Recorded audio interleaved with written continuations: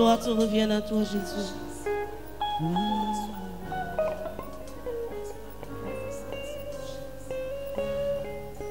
Et le vent Yahvé, et le vent Yahvé Dieu, et le vent Yahvé au plus haut des cieux, et le vent Yahvé, et le vent Yahvé Dieu, et le vent Yahvé au plus haut, et le vent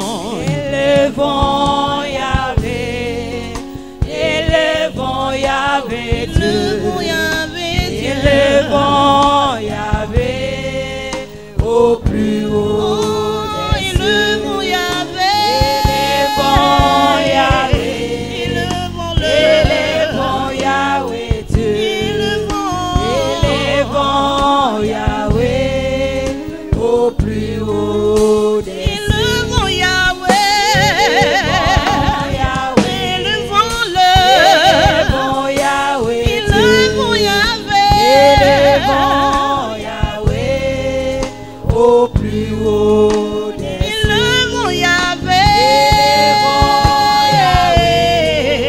et le vent Yahvé, et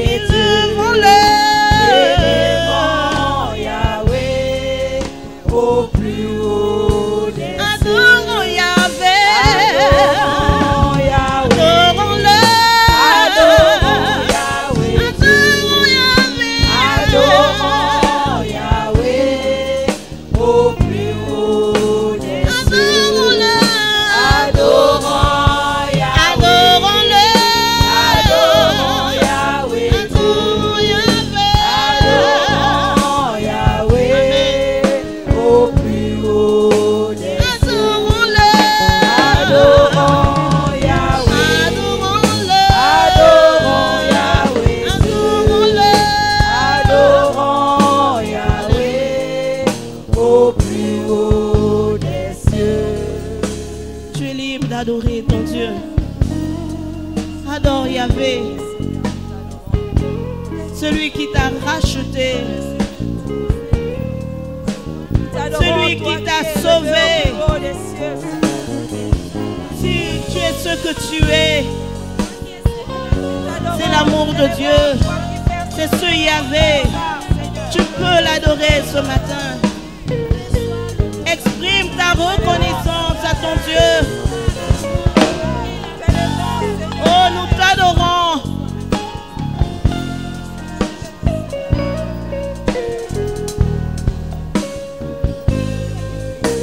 Adorons-le.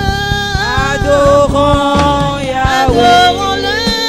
adorons Yahvé, Adorons Yahvé. adorons Yahvé au plus haut des cieux. Adorons-le. Adorons Yahvé, Adorons-le. adorons Yahvé, Adorons Yahvé. adorons Yahvé au plus haut des cieux. Acclamons-le. Acclamons-le. Acclamons Yahvé, Acclamons Yahvé. acclamons Yahvé au plus haut des cieux. Acclamons Yahvé. Acclamons Yahvé, Tu peux acclamer le Seigneur. acclamons Yahvé Dieu, acclamons Yahvé, Acclame le Seigneur. Oh, acclamons-le. acclamons Yahvé, Acclamons-le. acclamons Yahvé, Acclamons Yahvé. acclamons Yahvé au plus haut. Acclamons Yahvé. Acclamons Acclame le Seigneur bien-aimé. Tu peux te lever et acclamer le Seigneur. Alléluia. acclamons Yahvé au plus haut. Oh, acclamons-le. Acclamons Yahvé, acclamons Merci, Yahvé Dieu, Toute la gloire te revienne à toi. acclamons Yahvé, Oh, tu es digne, notre Dieu. Nous t'acclamons ce matin. Oh, acclamons alléluia, nous Yahvé, t'acclamons. Nous acclamons ta présence. présence au milieu de nous. Nous t'acclamons, Jésus-Christ de Nazareth. Nous t'acclamons, Seigneur. Alléluia. Acclamons Yahweh. Alléluia. Acclamons Yahweh. Acclamons Yahweh au plus haut des cieux. Est-ce qu'on peut acclamer le Seigneur? Est-ce qu'on peut acclamer le Seigneur? J'invite toutes les salles à acclamer, à se lever, à acclamer le Seigneur. Toutes les personnes qui sont dans les autres salles, levons-nous, acclamons la présence de Dieu. Acclamons Yahvé au milieu de nous. Acclamons et poussons des cris de joie. Alléluia. Acclamons, acclamons, acclamons, acclamons. Acclamons la présence de Dieu. Acclamons la gloire de Dieu. Alléluia. Merci Seigneur.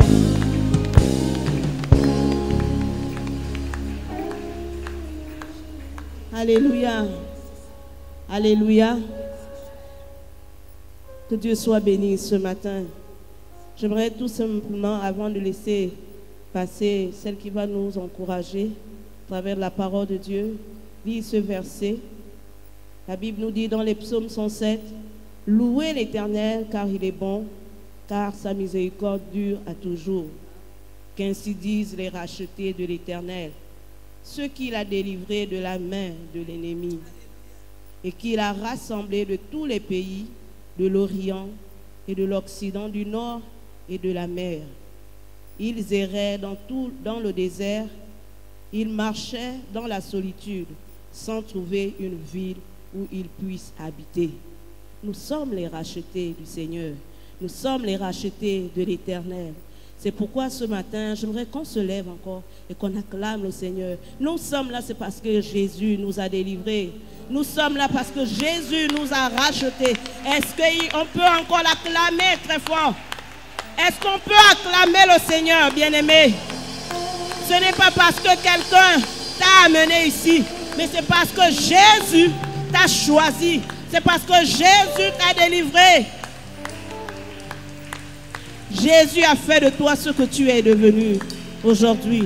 Et tu peux l'acclamer, tu peux l'élever, tu peux pousser des cris de joie en l'honneur de notre Dieu. Nous marchons hier sans un Dieu. Nous étions errants. Chacun suivait sa propre voie. Mais le Seigneur a eu pitié de nous. Alléluia. Alléluia. Alléluia. Que Dieu soit béni ce matin. C'est la raison pour laquelle nous louons le Seigneur. Ce n'est pas une religion, bien-aimée. C'est parce qu'il y a une raison.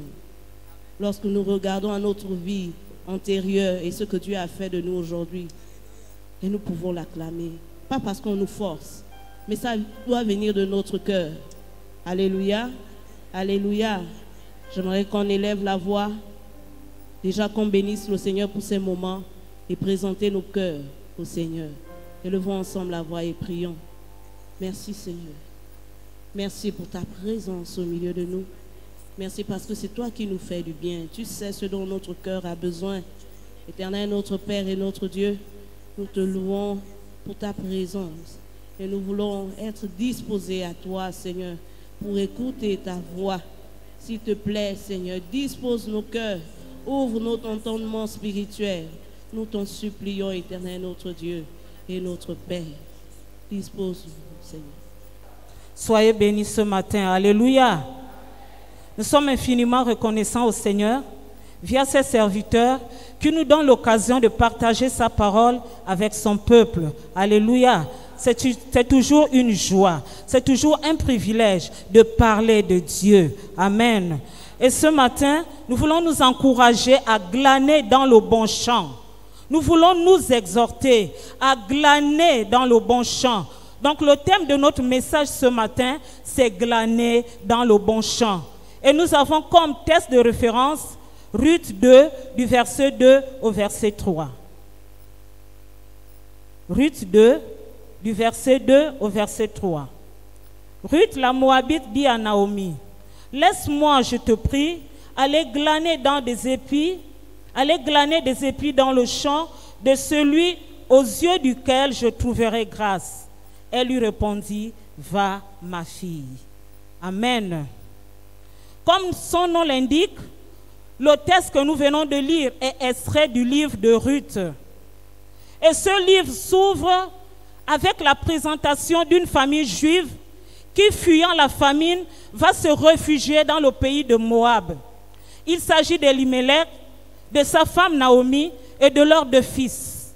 Après leur installation au pays de Moab, Elimelech va mourir et Naomi va rester seule avec ses 2 fils. Ces 2 fils vont épouser des femmes moabites, Orpa et Ruth. Et quelques années après, je crois 10 ans, nous précise la Bible, les 2 fils vont mourir.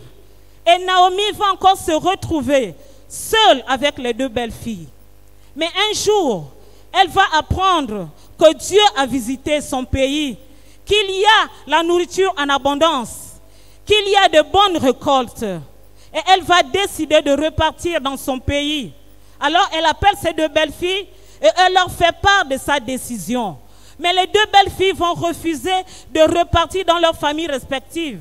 Mais Naomi va insister. Alors Orpa, l'une des 2 belles filles, va repartir dans son pays, dans sa famille. Mais Ruth va s'attacher à sa belle-mère. Alléluia. Et elles vont faire le voyage jusqu'à Bethléem. Arrivées à Bethléem, elles seront bien accueillies et elles vont se rendre compte que c'est quand même compliqué parce que c'était le temps de la moisson. Mais elles n'avaient pas planté. Est-ce qu'elles devaient mourir de faim? Non. Ruth alors va proposer à sa belle-mère d'aller glaner dans des champs afin qu'elle puisse trouver à manger. Glaner, c'était une tâche qui était réservée aux personnes vulnérables, la veuve, l'orphelin, l'étranger. C'était une tâche qui consistait à ramasser des épis que laissaient tomber les moissonneurs. Alors sa belle-mère va le lui permettre. Elle va aller glaner dans un champ. Et c'est dans ce champ que Ruth va faire une merveilleuse rencontre qui va changer sa destinée, qui va changer la trajectoire de sa vie. Alléluia! Elle va rencontrer l'homme qui va changer sa vie, l'homme qui va faire d'elle une femme que nous connaissons aujourd'hui. Amen. Ruth, une femme étrangère. Ruth, une femme dont le peuple tirait sa racine d'une relation incestueuse entre Lot et sa fille aînée. De cette relation est né un garçon appelé Moab. Et Moab est devenu l'ancêtre des Moabites. C'était alors un peuple maudit parce que Dieu jusqu'à présent, il ne change pas. Il est contre l'inceste. Donc c'était un peuple idolâtre, un peuple qui ne connaissait pas Dieu. Et Ruth a grandi dans cette atmosphère. Ruth a grandi dans cette société idolâtre. Mais Ruth ne s'est pas assise sur son passé. Ruth n'a pas dit qu'est-ce que je vais encore faire. Je suis maudite puisque j'appartiens à un peuple maudit. Ruth a fait des choix. Ruth a pris des décisions qui ont changé sa destinée. Alléluia. Ruth n'a pas regardé aux influences négatives de son passé. Ruth n'a pas regardé à son peuple. Mais Ruth a pris son destin en main, bien-aimée. Elle était une étrangère. Ruth a choisi de se marier avec quelqu'un qui connaissait Dieu. Son mari était juif. Ruth a pris la décision de suivre sa belle-mère parce que Ruth avait réalisé que sa belle-mère avait quelque chose d'important, que sa belle-mère avait un trésor inestimable, c'est que sa belle-mère connaissait Dieu. Et Ruth a pris la décision d'aller glaner, d'aller travailler dans le champ d'un homme qui était respecté, qui était respectable, qui était honorable. Et cette rencontre a fait de Ruth une femme exceptionnelle. Pourtant, il y avait des femmes juives. Mais lorsque nous regardons dans la lignée de Jésus-Christ, cette femme figure parmi les ancêtres de Jésus. Ruth avait pris la bonne décision. Bien-aimé, quelles que soient tes origines, quelle que soit ta nationalité, quel que soit ton statut social, ne reste pas assis sur ton passé, parce que Dieu ne regarde pas ton passé pour déterminer ton futur. prends la décision de suivre le Seigneur. Prends la décision de t'engager davantage avec Dieu. Parce que Dieu ne déçoit personne. Il ne fait exception de personne. Quel que soit ce qu'on avait dit sur ta famille, que ce soit un homme ou des démons, quel que soit ce qui avait été dit, les liens qui avaient été tissés avec Satan. Mais qu'est-ce que Dieu dit pour toi? Qu'est-ce que Dieu dit? Entre la parole d'un homme et la parole de Dieu, je choisis la parole de Dieu. Dieu dit que par sa métissure, je suis guéri. Dieu dit qu'il n'y a plus de condamnation pour moi, que je suis en Jésus-Christ. Dieu dit qu'il a annulé l'acte dont les ordonnances me condamnaient. Alors je ne suis plus condamné. Dieu ne ment jamais. L'homme change de position. Les démons sont des menteurs avérés. Mais Dieu veille sur sa parole pour l'exécuter. Alléluia. Et Ruth avait fait le bon choix. Elle avait changé sa destinée.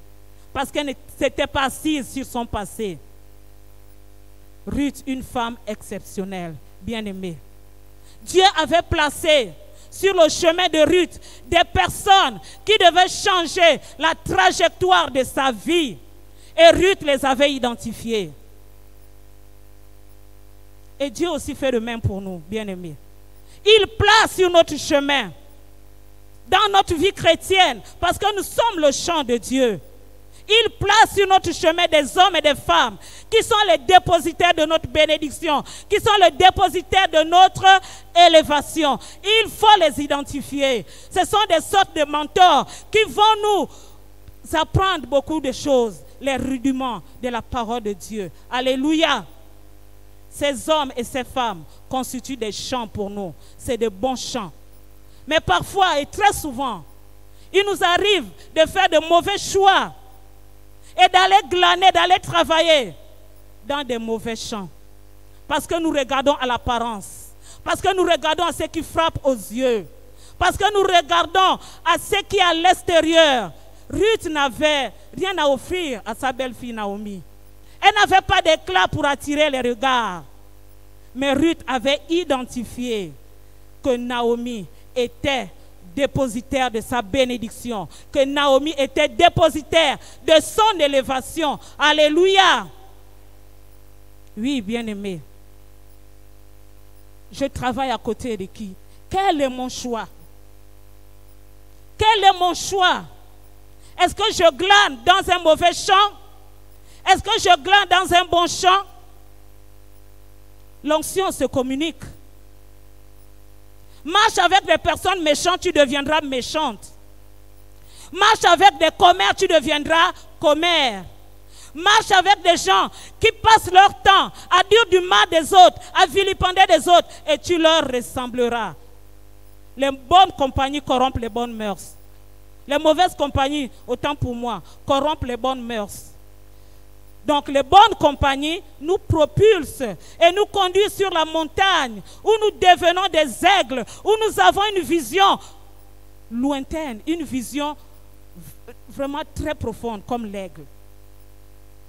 Alléluia. Heureux l'homme qui ne marche pas avec les méchants, qui ne s'assoit pas avec les moqueurs, mais qui trouve son plaisir dans la loi de l'Éternel. Et Ruth avait compris cela. Pour succéder à un grand homme, pour succéder à une grande femme, il faut marcher avec cette personne. Il faut être dans son secret. Il faut être dans son intimité. Alléluia. C'est cela le bon champ. Et Naomi avait identifié son bon champ. C'était au départ Naomi. Et à la fin, c'était Boaz. Et elle avait glané dans ses champs. Et elle a été récompensée. Et ce matin, bien-aimés, nous voulons nous encourager à identifier les personnes que Dieu a préparées, que Dieu a disposées pour notre élévation. Ce n'est pas toujours des personnes dont l'éclat frappe aux yeux, non. Parfois, c'est des personnes discrètes. Parfois, c'est des personnes négligées. Mais ces personnes ont un dépôt. Ces personnes ont un potentiel qu'elles peuvent nous transmettre, qu'elles peuvent nous communiquer. Alléluia.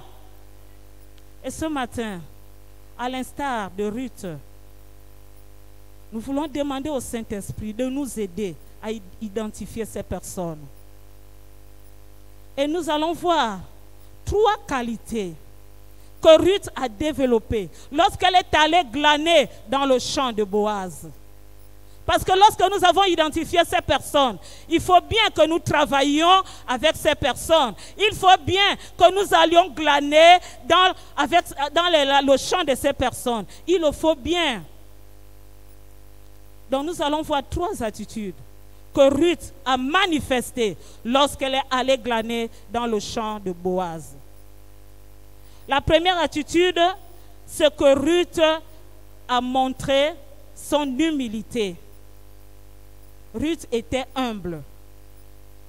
Parce que glaner, c'était une tâche peu valorisante. Elle était réservée, comme je disais tantôt, aux personnes vulnérables. Il fallait ramasser les épis que les moissonneurs faisaient tomber. Et dans la maison du Seigneur bien-aimé, il n'y a pas de service supérieur aux autres. Que tu nettoies les chaises, que tu nettoies les lieux d'aisance, tu es à la même enseigne que celui qui prêche, que celui qui chante, que celui qui a un ministère public, qu'un prophète, et j'en passe. Nous sommes égaux. Que mon ministère soit caché, comme l'intercession, que mon ministère soit public, comme la prédication. L'essentiel pour Dieu, c'est que je fasse mon travail avec bon cœur, avec dévouement. Alléluia. Et Ruth l'avait fait. C'est ce que Dieu avait pour elle. Et Dieu ne néglige pas les faibles commencements. Un grand arbre commence par être un grain. Et au fur et à mesure, il devient un arbre majestueux. Alléluia. Et nous pouvons aussi voir cet exemple d'humilité avec Élisée. Élisée, le grand prophète, qui avait reçu la double portion de l'esprit d'Élie. Quelle était la tâche principale d'Élisée? Nous lisons dans 2 Rois, le chapitre 3, le verset 11. 2 Rois 3, verset 11.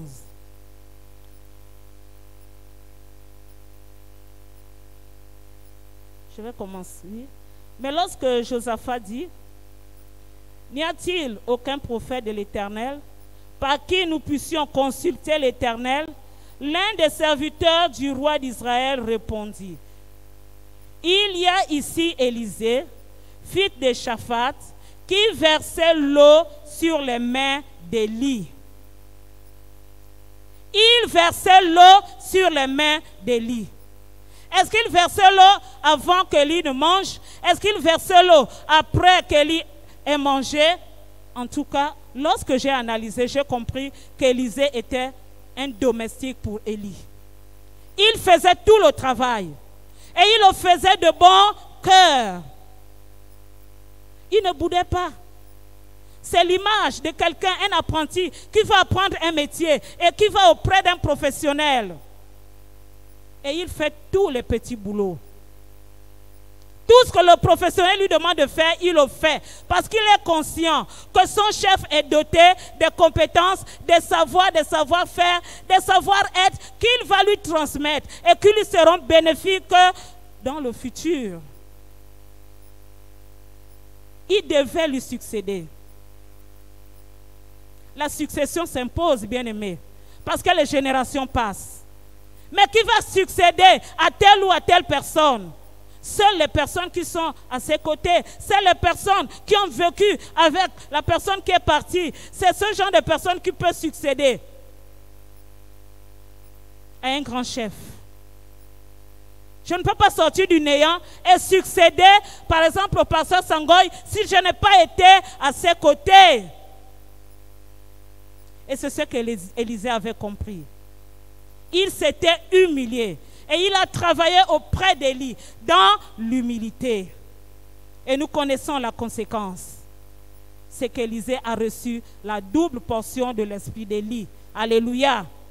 La deuxième qualité que Ruth a développée lorsqu'elle est allée glaner dans le champ de Boaz, c'est que son langage était courtois. Déjà, nous voyons avec sa belle-mère Naomi, dans Ruth 1, Ruth 1, lorsque Naomi annonce à ses belles-filles qu'elle repart chez elle, voici les paroles de Ruth. Ne me presse pas de te laisser, de retourner loin de toi. Où tu iras, j'irai. Où tu demeureras, je demeurerai. Ton peuple est mon peuple et ton Dieu est mon Dieu. Ruth avait des paroles touchantes.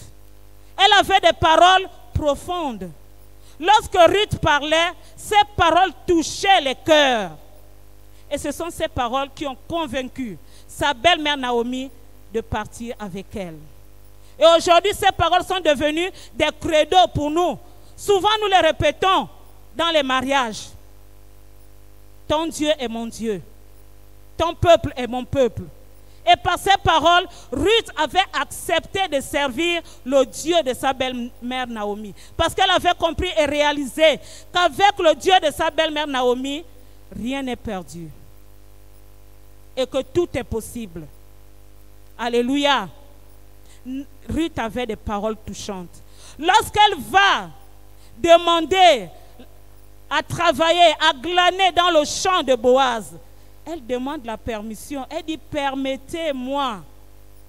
Lorsqu'elle parle avec sa belle-mère, elle emploie les formules de politesse. Elle dit, je te prie, laisse-moi aller glaner dans le champ. Nous savons que la parole a un pouvoir. Lorsque nous ne savons pas communiquer, ça crée des désastres, des blessures, des frustrations.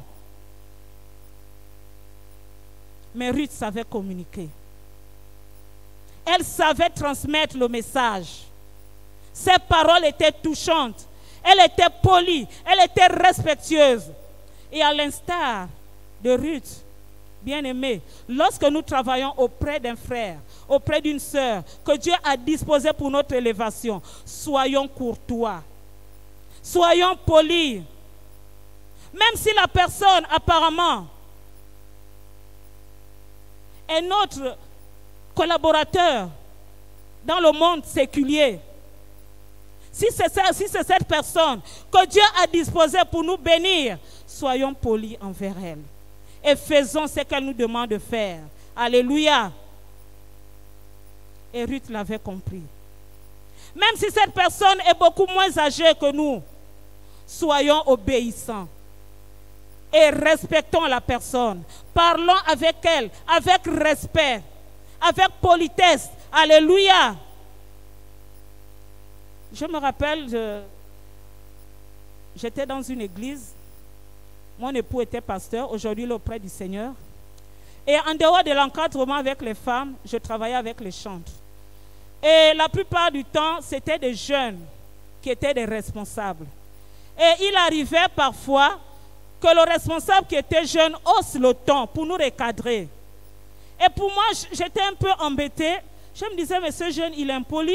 Comment est-ce qu'il peut parler ainsi? Je suis quand même maman pasteur, mais comment?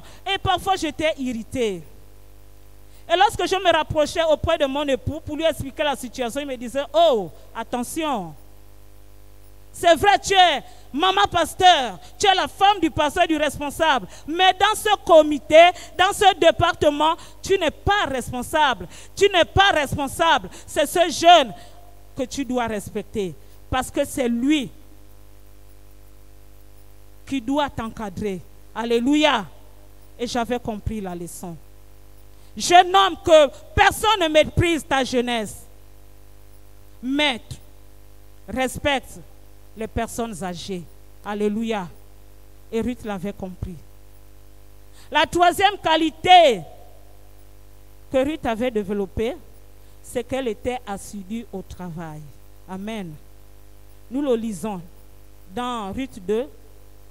lorsque Boaz demande à ses serviteurs, mais qui est cette jeune femme? Ses serviteurs vont lui dire,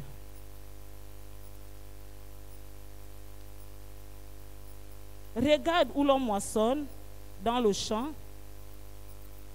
Non, ça c'est plus... Attendez.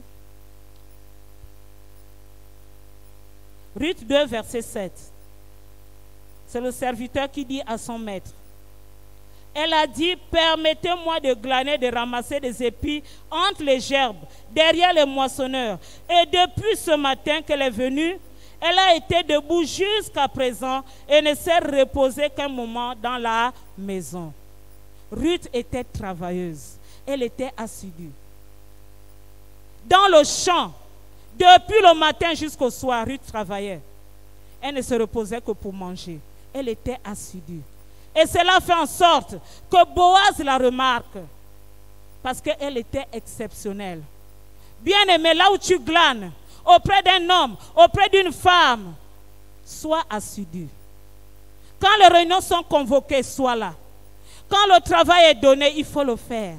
Mais parfois nous brillons par un absentéisme notoire. On n'est jamais là. On n'est jamais disposé. Mais là où nous sommes appelés à travailler, soyons assidus. Parce que cela a une récompense. Si je ne suis pas assidu, je ne pourrai pas apprendre les rouages de la chose, les rouages du métier auprès de mon maître. Mais Ruth, elle était là, prompte. Elle était là, assidue. Elle travaillait sans bouder, sans murmurer. Elle était toujours là. Alléluia. Qu'il en soit de même pour nous, bien-aimés. Ce matin, nous nous sommes exhortés sur le fait de glaner dans le bon champ. Et nous avons dit que le bon champ, c'est un homme, c'est une femme que Dieu a disposé pour notre élévation. Parce que la Bible dit que nous sommes le champ de Dieu. Mais il faut identifier cette personne par l'aide du Saint-Esprit. Ce n'est pas avec des critères charnels que nous allons identifier la personne que Dieu a préparée pour notre élévation. C'est le Saint-Esprit qui nous aide à faire cette tâche, à faire ce travail. Et lorsque nous avons identifié cette personne, travaillons avec humilité. Ayons un langage courtois, soyons polis. Sachons communiquer et soyons assidus au travail. Alléluia. Bien-aimés, ce matin, que Dieu nous aide à trouver notre Boaz. Que Dieu nous aide à trouver notre Naomi. Que Dieu nous aide à identifier notre Boaz. Que Dieu nous aide par le Saint-Esprit à identifier notre Naomi. Ces personnes auprès desquelles Dieu nous appelle à travailler. Cette personne peut être un pasteur. Cette personne peut être un membre du conseil. Cette personne peut être un responsable de comité. Cette personne peut être un chrétien lambda. C'est selon. L'essentiel, c'est que ce soit Dieu qui nous oriente vers la personne. Parce que Dieu sait que cette personne est capable de nous aider. Parce qu'elle est dotée d'un potentiel susceptible de nous propulser, de nous impacter. Alléluia. Vraiment que Dieu nous aide. Nous allons nous incliner dans la prière. Pasteur Kassango, s'il vous plaît.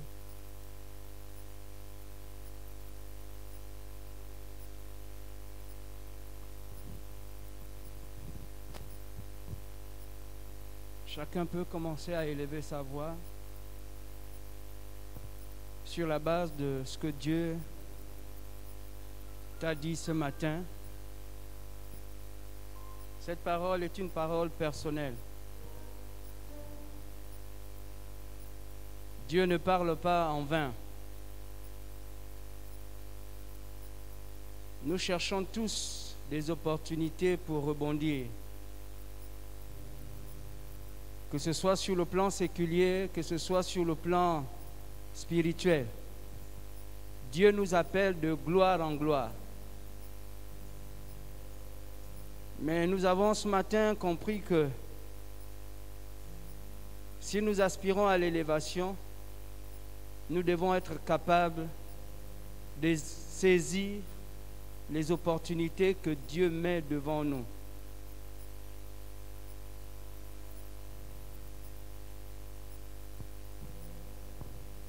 Seigneur notre Dieu, ce matin, je prie parce que ta parole est puissante, parce que ta parole nous éclaire, parce que ta parole nous instruit dans la vérité, parce que ta parole nous révèle ta volonté. Et ce matin, nous comprenons, Seigneur, que tu veux que chacun de nous entre dans l'accomplissement de ta volonté. Comme ce qui a été fait pour Ruth. Ô Éternel notre Dieu, elle a fini par faire partie des ancêtres qui ont engendré le Messie. Quelle gloire! Quel privilège pour cette femme qui n'était rien à cause de sa foi, à cause de son humilité, à cause de son langage, à cause de son esprit travailleur. Elle est rentrée dans sa destinée.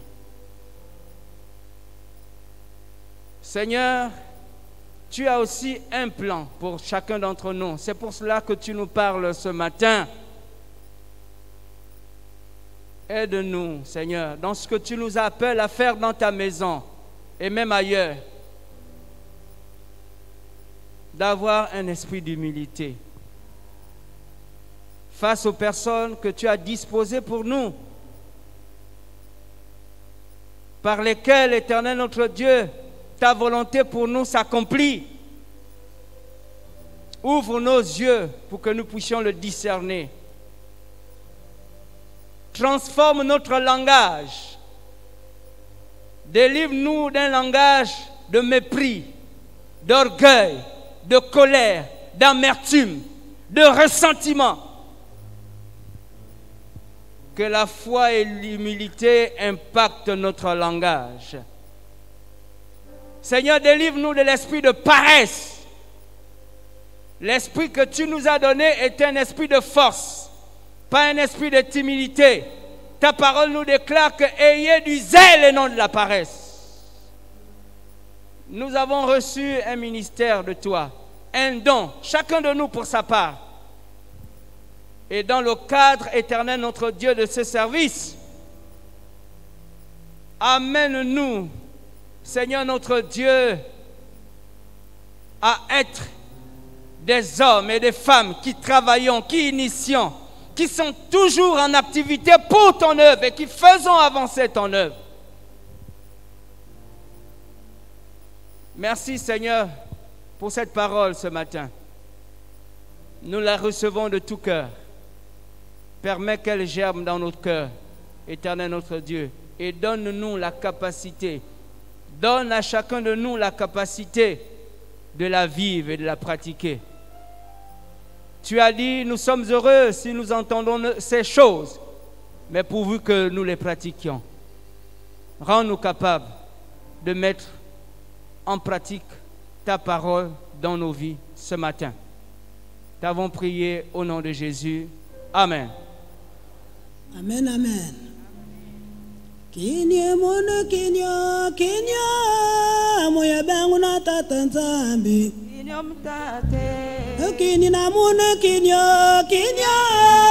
moya banguna tatanzambi. Kinyo mtate. Bama mboto mona kinye.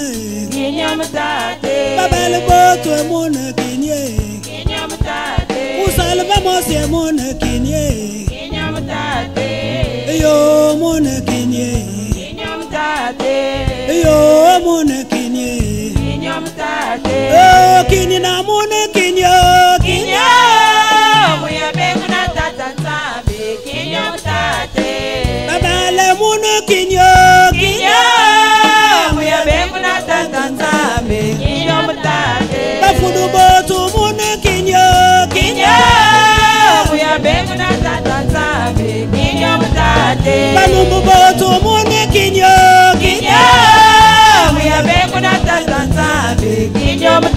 Oh, tatsango ye mona kinye.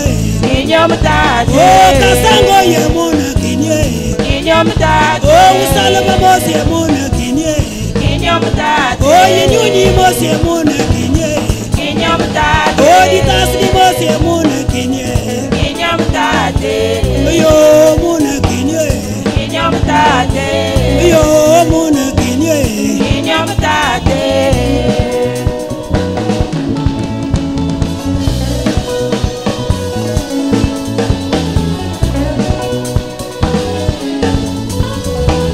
Kini na mona kinyo. Kinyom ya bengu na tata nzambe. Kinyom tate. Aja konesa mona kinyo.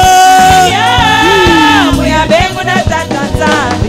Kinyom tate. Les anciens mona kinyo.